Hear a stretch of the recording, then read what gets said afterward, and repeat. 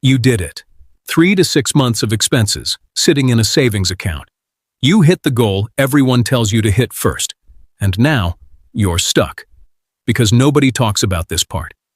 Every finance video, every blog post, every well-meaning relative says, build your emergency fund first. Okay, done. Now what? You're sitting on, let's say, $12,000. It feels good for about a week. Then it just sits there. And you start wondering, is this dumb? Should this money be doing something? Am I being too cautious or not cautious enough? If you've ever stared at your savings account balance and felt more confused than proud, stick around. Because today we're talking about the most under-discussed phase in personal finance. What actually comes after the emergency fund. Hey, welcome back. If you're new here, this channel is about real financial decisions. Not hype, not get-rich promises. Just what actually makes sense for regular people trying to build a stable life.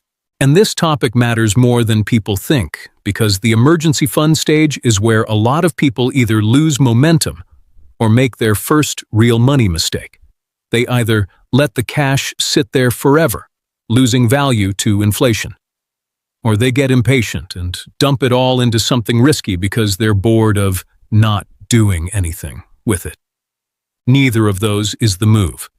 So let's walk through what actually comes next, step by step, like a real plan, not a checklist you forget in a week. First thing, before we go anywhere, let's make sure your emergency fund is actually complete. Not kind of, not close enough.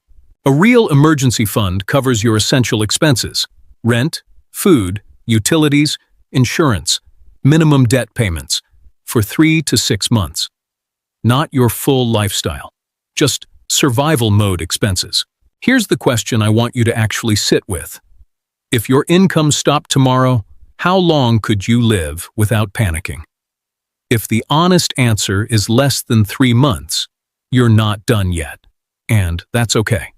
This video will still be useful later. Bookmark it. But if you genuinely have that cushion sitting in something accessible, ideally a high-yield savings account, not your regular checking account earning basically nothing, then yes, you're ready for the next stage. And I want to say this clearly. Feel proud of this. Most people never get here. You built a financial floor. That floor is what stops one bad month from turning into a financial disaster. That's not nothing. Now here's where it gets real and a little uncomfortable for some of you. Before you start investing aggressively, you need to look at your debt. Specifically, high-interest debt, credit cards, personal loans, anything sitting above, say, 7–8% interest. Here's the math nobody wants to hear. If you have a credit card charging you 22% interest and you're thinking about investing instead of paying it off because the market goes up long-term, you're losing. Badly. There is no investment that reliably beats a guaranteed 22% return, and that's exactly what paying off that debt is. A guaranteed return? I've talked to people who kept $8,000 in savings while carrying $6,000 in credit card debt at 24% interest. That's not financial security. That's financial anxiety wearing a disguise. The savings account felt safe, but the debt was actively bleeding them every single month. So if this is you, and no judgment, this is incredibly common. Your next step isn't investing. It's attacking that debt with intention. Use your stable income, keep the emergency fund untouched, and go after the high-interest debt like it's the actual emergency, because, honestly, it kind of is lower-interest debt. Student loans, mortgages, car loans under 6 to 7%.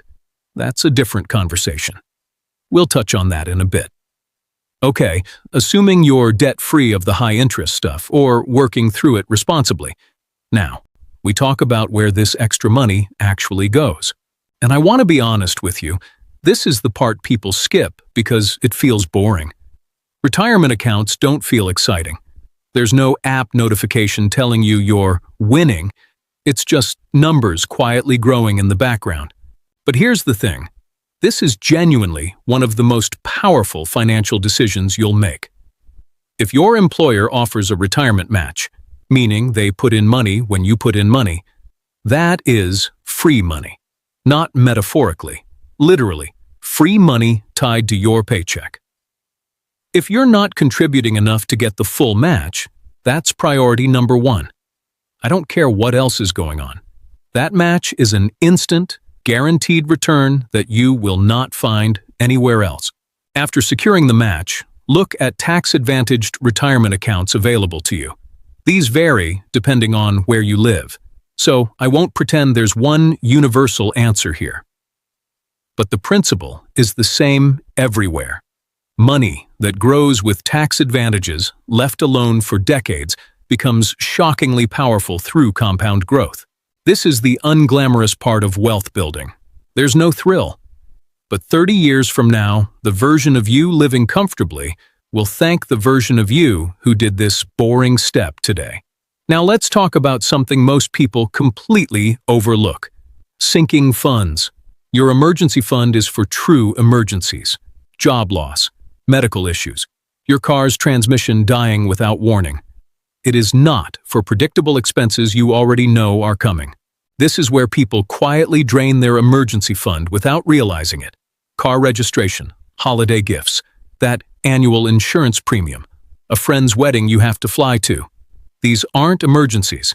They're predictable life expenses that you can plan for. So the move here is creating small, separate savings goals, sinking funds, for these known upcoming costs. Even $50 to $100 a month set aside specifically for known future expenses protects your actual emergency fund from constant erosion.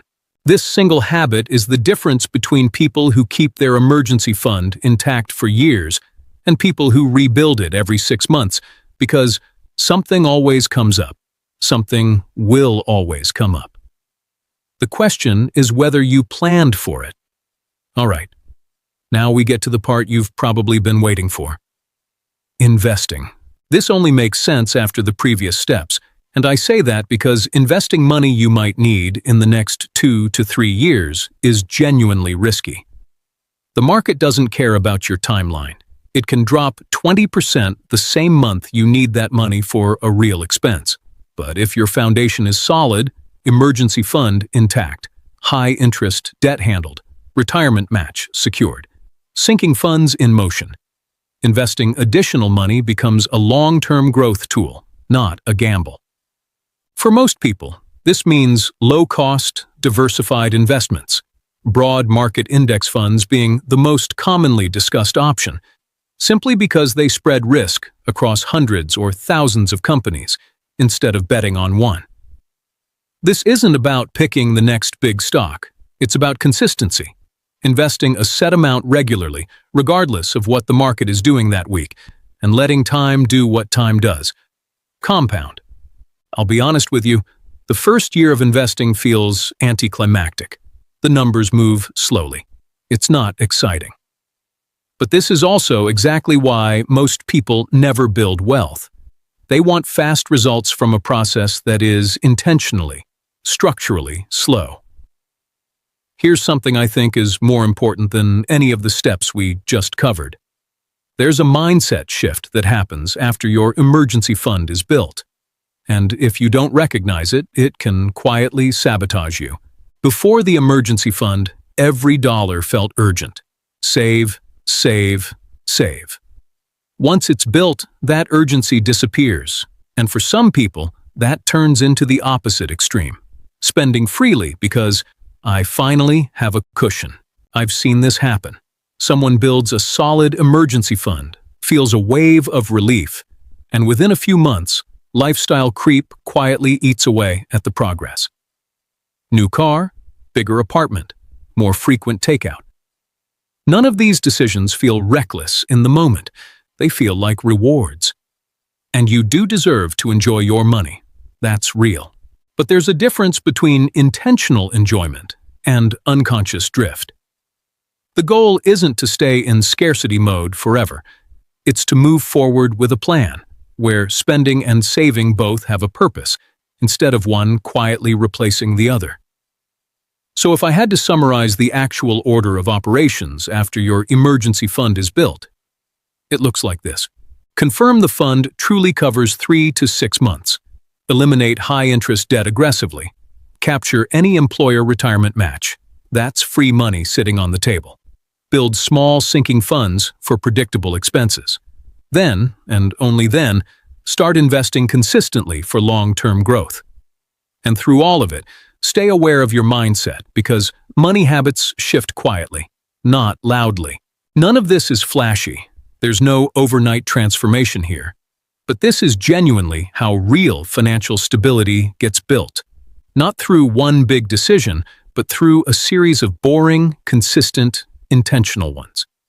If this video gave you some clarity on what your next step actually looks like, that's exactly what it was made for. What stage are you at right now? Still building the fund? Already past it and figuring out the next move? Let me know down in the comments. I read every single one. And honestly, these conversations shape what I cover next. Until next time, stay intentional with your money.